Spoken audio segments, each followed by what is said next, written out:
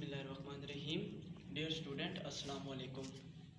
My name is Sayyid Ali Hani, your maths teacher.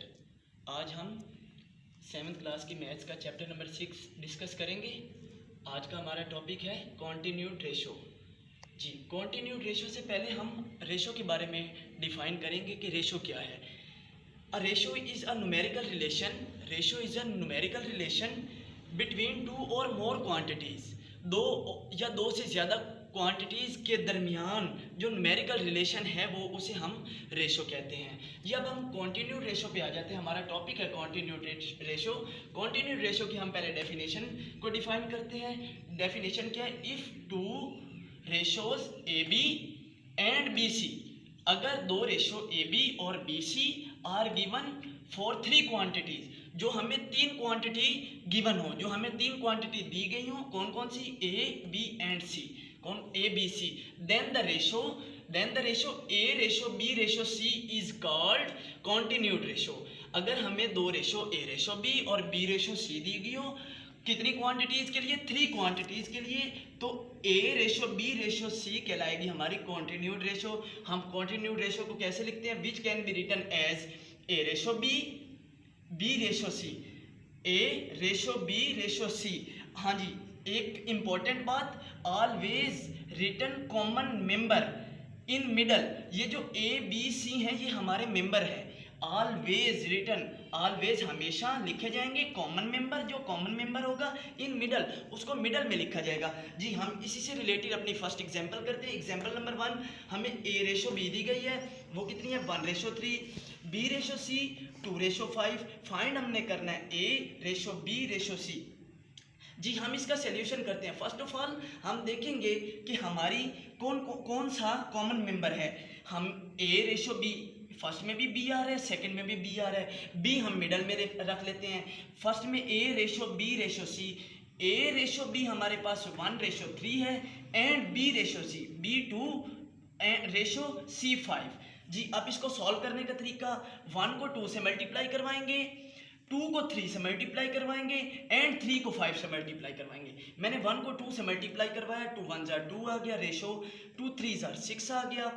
अब 3 को 5 से मल्टीप्लाई करवाते हैं, 3 5 जार 15 रेशो।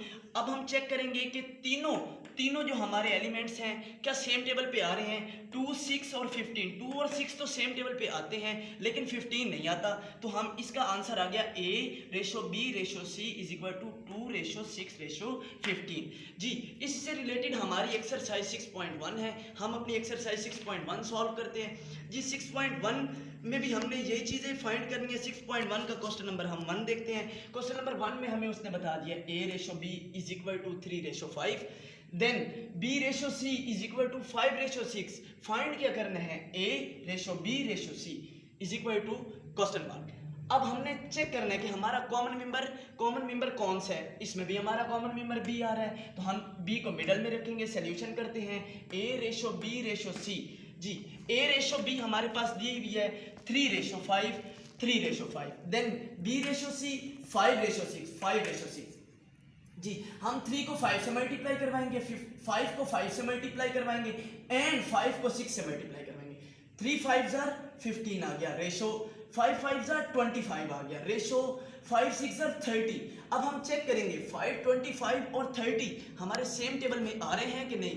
5 25 और 30 हमारे 5 के टेबल में आ रहे हैं, तो हम डिवाइड बाय 5 कर देते हैं। 3 5 जार 15, 5 5 जार 25, 5 6 जार 30। A ratio B ratio C is equal to 3:5:6। जी, क्वेश्चन नंबर 2 की तरफ आते हैं। क्वेश्चन नंबर 2 में हमें वो क्या कह रहे हैं? R ratio S is equal to 1:4, S ratio T is equal to 2:3। Find क्या करना है? R ratio S ratio T is equal to question mark. अब हम देखते हैं कि कॉमन मेंबर कौन सा है। कॉमन मेंबर हमारे पास एस आ रहा है, तो एस हमारा मिडल में आ जाएगा।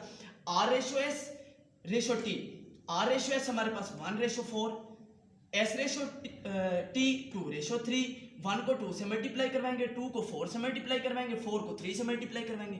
2 1 जार 2, 2 4 जार 8, 4 3 जार 12।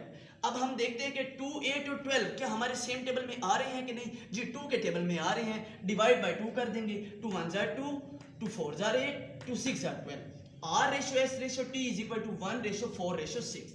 जी हम क्वेश्चन नंबर 3 पे आ जाते हैं। हमारा क्वेश्चन नंबर 3 है P ratio Q is equal to 1:2, Q ratio R is equal to 1:2, P ratio Q ratio R हमने फाइंड करना है। जी हम इसका भी सोल्यूशन करते हैं। अब देखिए P और Q की भी हमें 1:2 दी हुई है और Q और R की भी हमें 1:2 दी हुई है। हम देखते हैं कि हमारा कॉमन मेंबर कौन सा है। कॉमन मेंबर हमारा QR है, तो कॉमन मेंबर को मैंने मिडल में रख दिया। P ratio Q ratio R, P ratio Q है हमारे पास 1:2, Q रेशो R हमारे पास 1:2 है, तो 1 को 1 से मल्टीप्लाई करवाएंगे, 1 को 2 से मल्टीप्लाई करवाएंगे, 2 को 2 से मल्टीप्लाई करवाएंगे। 1 1 जार 1 आ गया हमारे पास, रेशो 2 1 जार 2 आ गया, रेशो 2 2 जार 4 आ गया। अब हम देखते हैं 1 2 और 4 सेम टेबल में नहीं आते, तो लिहाजा हमारा P ratio Q ratio R हमारा 1:2 रेशो 4 आ गया। जी हम क्वेश्चन नंबर 4 की तरफ आ जाते हैं। क्वेश्चन नंबर 4 में वो क्या कह रहे हैं, x ratio g is equal to 3:2, y ratio g is equal to 1:2, x ratio y ratio g हमने फाइंड करना है। जी अब हमने देखना है कि हमारा कॉमन मेंबर कौन से। हमारा कॉमन मेंबर आ रहा है g, तो g को हम रखेंगे मिडल में।